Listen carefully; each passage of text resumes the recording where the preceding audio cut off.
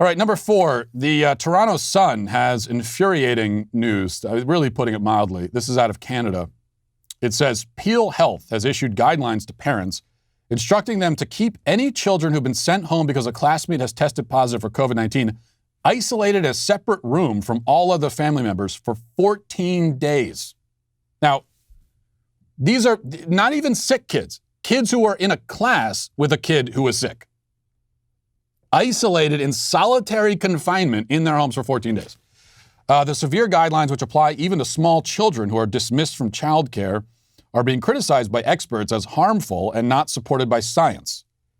This is cruel punishment for a child. This is Dr. Suzanne Richardson says, cruel punishment for a child, especially for younger children, 4 to 10 years old. Shutting a child off from their parents and siblings for up to 14 days in this manner could produce significant and long-lasting emotional and psychological effects. Well, yeah. The article says the handout distributed at Peel Region Schools explains if your child does not have any symptoms, the child must self-isolate, which means stay in a separate room, eat in a separate room apart from others, use a separate bathroom if possible. The handout also says if the child must leave their room, they should wear a mask and stay 2 meters apart from others. Any other children in the household not only must be both separated from their siblings, but also stay home for 14 days. Now, I can't even keep reading this. It is that infuriating to me. If you would actually do this to your child, put them in solitary confinement, isolate them, this is what they're talking about. In a separate room for 2 weeks, no physical contact with anyone in the family. I mean, you can't even do this to prisoners. This would be considered human rights abuse if you did it to a prisoner. You do it to your child? If you would do that to your child because you're afraid they're going to get you sick, then you do, and I do not say this lightly, but you do not deserve to have children. You should have your children taken from you. You should be in prison yourself. You should be the one in solitary confinement if you would do that to your kid. There is no excuse for it. I don't care. I don't want to hear the excuse.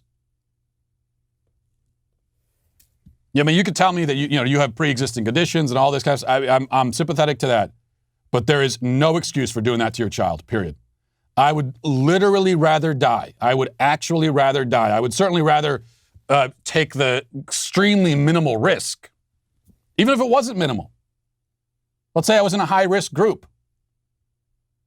And they told me, well, your kid might be sick, so stick them in a room for 2 weeks. Your 4-year-old child, put them in a room for 2 weeks by themselves. Never go closer. If they come out of the hallway, make sure they're in a mask. Never come closer than 2 meters from them. You're high risk, and if you don't do that, you might get sick and die. My response would be, okay, I'm going to get sick and die then, I guess. Because that is simply not an option. And the thing is, you read this and you think, man, there's no way parents would actually do this.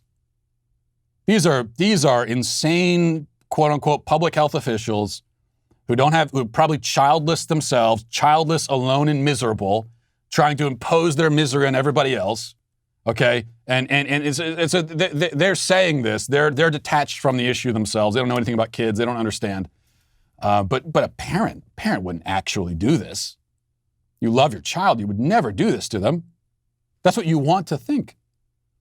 But then if this is any judge of it, if this tells us anything, I'm looking at the link to this article on Twitter, and I'm reading some of the comments, hundreds of comments, and many of them are from parents saying that they have done this or they would do it.